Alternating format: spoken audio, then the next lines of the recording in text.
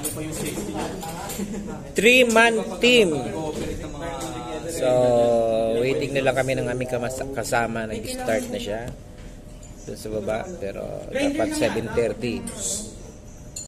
Magandang araw po sa inyong lahat. So, ngayon po ay matutunghayan ninyo.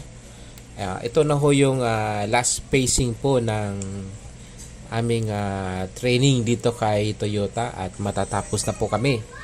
So, ito na po yung isa sa mga last exam namin.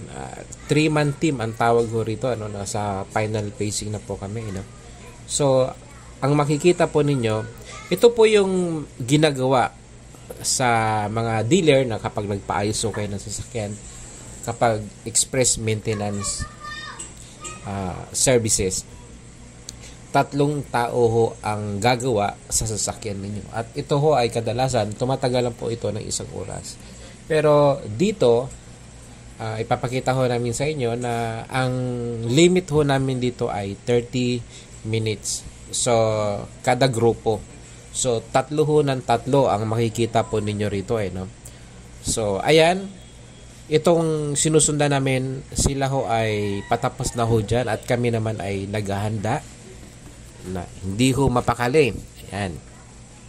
So, sana magustuhan ninyo at magkaroon kayo ng idea sa mga aspiring po dyan na gustong mag-aral ng automotive. Ito ho, itong siguro masasabi ko, itong school na pinag-aaralan ko ngayon, TMP Tech, kumplito po talaga. So, wala po akong masabi dahil talagang provided po nila lahat ng kailangan. Dahil nag-ano na po ako dati, nag-inquire na rin po ako sa ibang school. Dito, meron kasi ditong training school din dito sa malapit. Pero ang nakita ko, meron sila yung mga engine lang.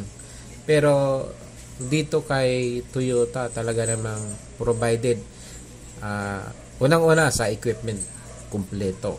Kung ano yung kailangan ng estudyante na kaka-improve, meron sila. Katulad yan, makikita ninyo lifter. So yan din yung makikita ninyo sa dealer. Provided po nila. So dito makikita po ninyo kung ano po yung itsura sa dealer. Yan na ho yung itsura dito sa school. Kasi para yung estudyante, kapag nakatapos sila ng pag-aaral dito kay TMP Tech, hindi na sila kakaroon ng yung tinatawag na shock, di ba? Na, uy, iba, ganito pala ang setup. Hindi na ganon. Kasi sanay na ito talaga yung setup doon sa mga dealer, no? So, ito ay malaki lang itong na to. Ito pagkakasetup, pero ganon na ganon. Ngayon, sa pagdating doon sa mga training materials, talagang provided nila. So, by system, meron kung ang kailangan nyo, for example, kung yan, isang buong vehicle, ang kailangan namin dyan na dyan kami mag-perform. So, provided. Iba-ibang klase ng model ng units, no? Meron sila. Pagdating sa equipment, meron sila. Para yung estudyante, pagka-graduate, sanay na sila. So, kung ano yung gagamitin doon sa dealer, yun na rin yung ginagamit dito. Kaya ganun ka ganda. Talagang provided. Yung school, may aircon, tapos yung estudyante, hindi siksikan kasi 30 lang kami sa isang room. Tapos yung mga teacher, magagaling dahil ilan sa mga teacher namin graduate ng talagang teacher ng automotive, graduate sila, no? Automotive, I think automotive engineering ang pag-aalam ko kasi graduate sila ng Don Bosco. So, ganun ho dito. Ngayon, meron din po dito scholar. Ang maganda sa scholar, no? Pag nag-apply kayo ng scholar, dapat ma-meet nyo lang yung requirements. 'Di ba? Tapos sila na ang hahanap ng sponsor sa inyo na gagraduate po kayo nang wala po kayong binabayaran. Magmula po sa uniform, sa pagkain, sa accommodation, provided po ng school. Napakaswerte po ng mga schooler. Meron din po silang tinatawag yung Hino, na kapag nakagraduate ka, direct na po dun sa Japan, meron po dyan. So doon naman po sa mga eskwela, pagka-graduate ninyo, meron na po kaagad kayong trabaho. May contract na po kayo 5 years, no, sa isang company, sa dealer, no. So ganon. So kami naman, na syempre may edad na, yung iba sa amin, dahil meron kasing requirements para makapasa doon sa scholar. So kami, ang tawag sa amin, pay-in po kami, nagbabayad po kami every sem, or hindi ko naman sabing semester kasi kailangan matapos mo yung NC1 for 5 months, so NC2 for 5 months, then excuse, yung OJT. So ganun po, bali after nun, yun, pwede ka nang maghanap ng trabaho kung saan ka makakapag-apply. Yan po. Okay. So, balik ko tayo doon sa pinaka-point ng video na ito. So, sana wag ho kayong magsawa. Panoodin nyo at i-share nyo sana yung sa mga or kamag-anak ninyo na gusto mag-aral dito sa TMPTEC. So, makikita nyo naman sa professional appearance, di ba? Kita mo talagang complete uniforms. Ayan, makikita nyo, may kanya-kanya kaming mga tools. Yan ho ay kasama na ho yan sa binayaran namin. So, kung ano ho yung nakikita ninyo na suot namin, kasama na po yan lahat. Ayan. So, dyan, time namin ngayon, magpe-performs kami sa loob ng 30 minutes. So, may mga inaayos lang. So, ito, ang maganda rito, no, medyo excited na nakakakaba. Kasi, bakit excited? Unang-una, matatapos na kami. Excuse. So, yan. Sana ilang araw na lang at magkakaroon na kami ng exam, sa TTEC, tapos sa assessment na namin. Then, tapos noon, NC2 na kami. So, another batch na naman ang mag-aaral. Okay, so, ang palitan sa NC1, ang palitan namin every week. So, every week, meron kaming ibang mga subject. Okay. So, ang maganda rito sa TMPTEC, napansin ko, wala na siyang paligoy-ligoy pagdating sa training, pagdating sa schooling. Talagang diretso. Wala nang, yung hindi naman kailangan, walang singit na subject na hindi naman kailangan sa pag-aaral. So, talagang training talaga. Kumbaga sa akin, rigid training Ayan. So, dito, ang kailangan lang, wag ka talaga mag-absent. Kasi kung mag-absent ka, para sa akin, sayang.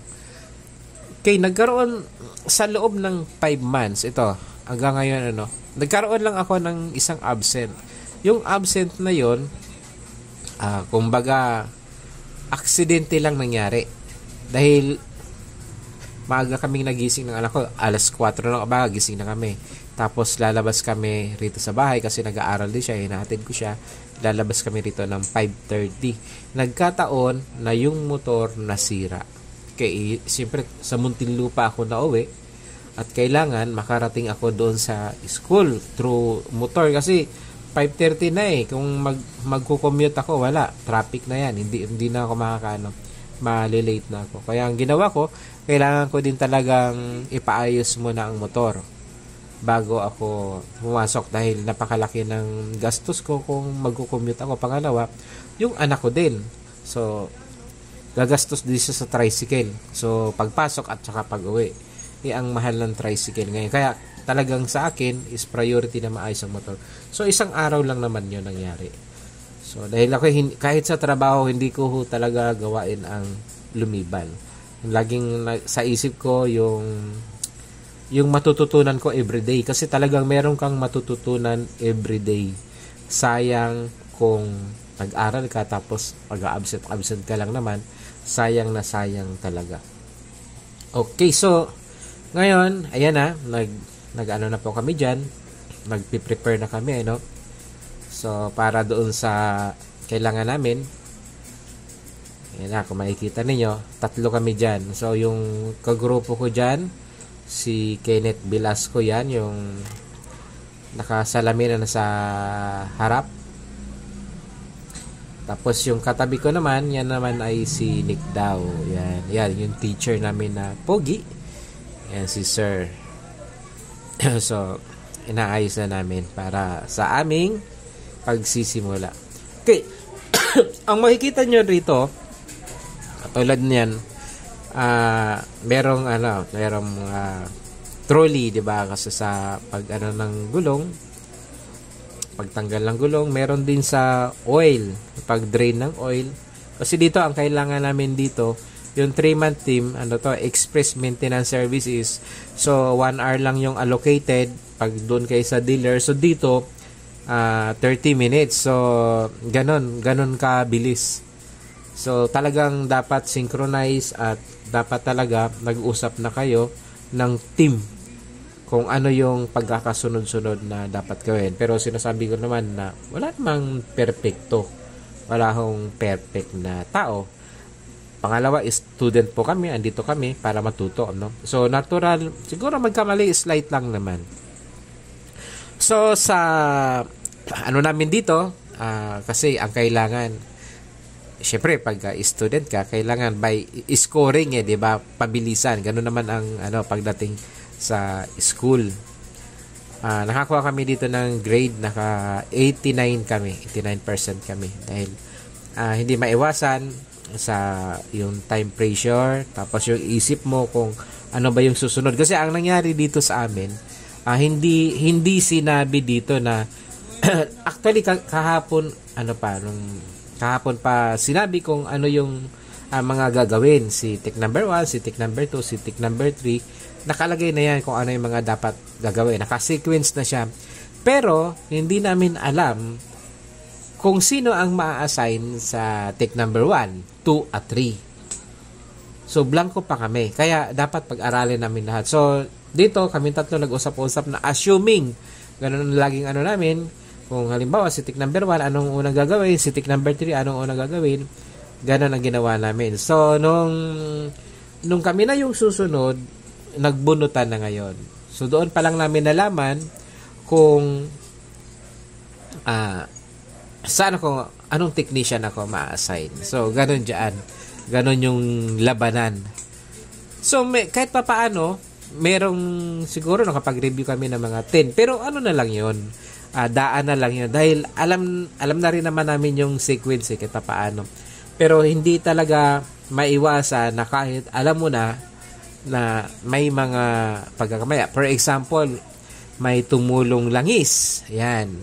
So, -1 yan. So, dito naman, kasi yung dalawa, ako nakasalamin din kasi, pero ang suot ko, reading glass. So, iniisip ko, magsusulat ako, kailangan ko ng glass. Kaya hindi na ako nagsuot ng goggle. So, yan nagkaroon ako ng minus din dyan.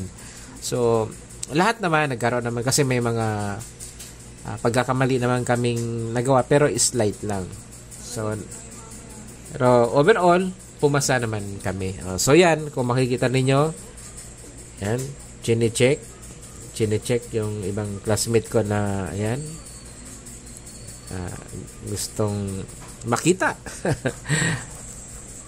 Ayan. So, yan, kino-confirm na po namin dyan yung ilaw, kino-confirm namin kung gumagana ba, kasi yung si Bilasco, siya po yung technician number 3. Diyan si Nick daw naman, siya yung number 1. So yung ma-assign sa number 3 siya yung magpapa-start ng engine,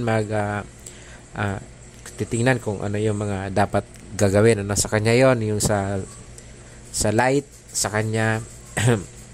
Then so diyan yung tinitingnan diyan, kasi dapat naka-record lahat yan, so replace yan, damage yung yung mga niya, naka-cable, nakalabas, so sira yan, dapat may sulat na kailangan i-replace. Ayan, kung ano yung dapat i-replace, i-record niya. Ayan. So yan, sira din yung yung pang-open sa hood, dapat i-record din yan. So yan, nagsisimula na. Yan, so si tech number 1 kasi siya yung na-assign sa harapan, siya yung maglalagay ng courtesy item. So ako naman, doon ako sa likod. So, ang i-check ko naman dyan, yung trunks, yung light, kung gumagana ba. So, dapat ipaalam doon sa tech number 3 na sa loob, no? Yan. Yan, chine-check isa-isa. So, yung teacher namin dyan, so, observe lang siya kung ano yung ginagawa. Ayan, si number 1. Na ano niya na. So, yan ho yung sa dealer, ganyan. Lalagyan ho ng courtesy. Ang tawag po dyan, courtesy items. Yan. Anong purpose niyan? Ang purpose ho dyan, para ho hindi magasgasan yung kotse niya. Yun ho yung purpose, no?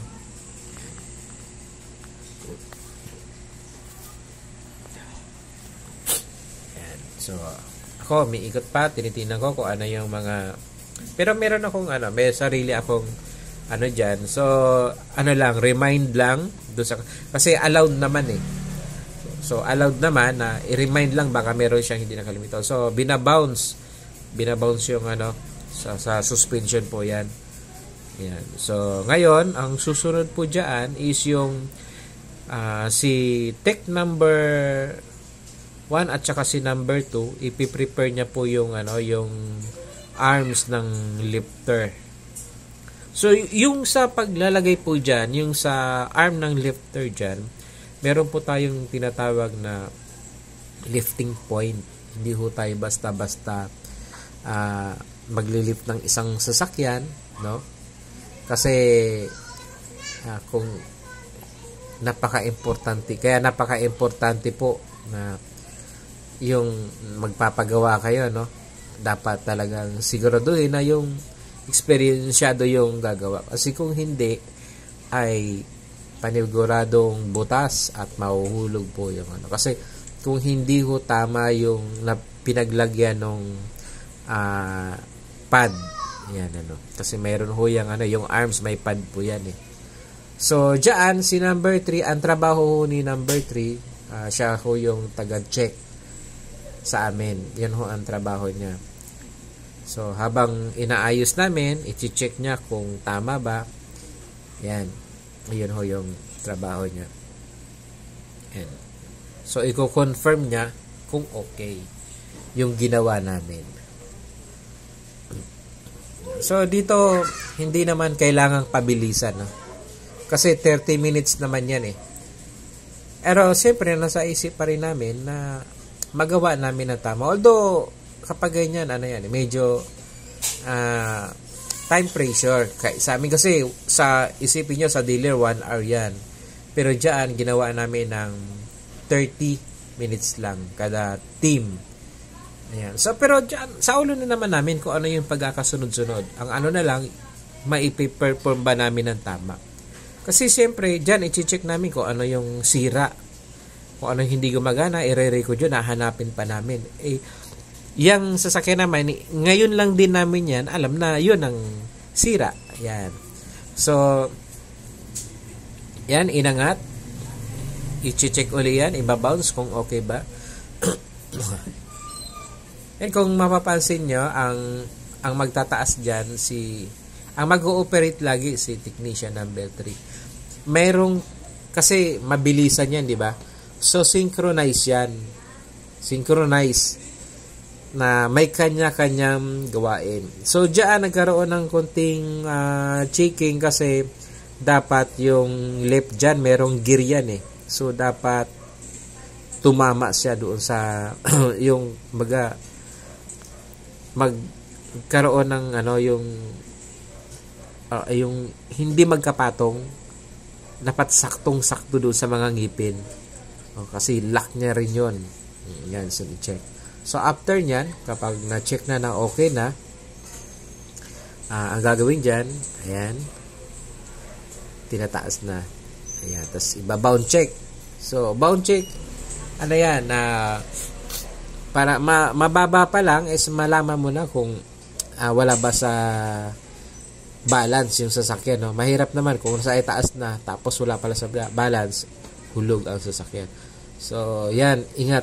Diyan, ingat ang mga students. So, talagang tinuro sa amin yan kung paanong procedure. Kasi itataas mo yung itataas mo yung sasakyan, tapos papasok sa ilalim. Dahil, siyempre, mag-change oil. ang maganda sa may lifter, sa dealer, naka-lifter siya kapag, di ba, pag mag-change oil ka, kung sa labas lang, ang hirap kasi susuot ka sa ilalim. Dito, hindi. Naka-lift na yan. Yan, so kulang pa ang taas niyan. Ayan. So, actually, madali lang naman i-operate yan. Ayan, kung makikita nyo. Yan, so, dito natatapos dahil yung video ko rito ay naputol napuno na yung memory. So, yung napanood nyo, ganyan lang po siya. Okay, so marami hong salamat sa kaunting oras na inyong panonood. Bye-bye! Ito si Shop Su.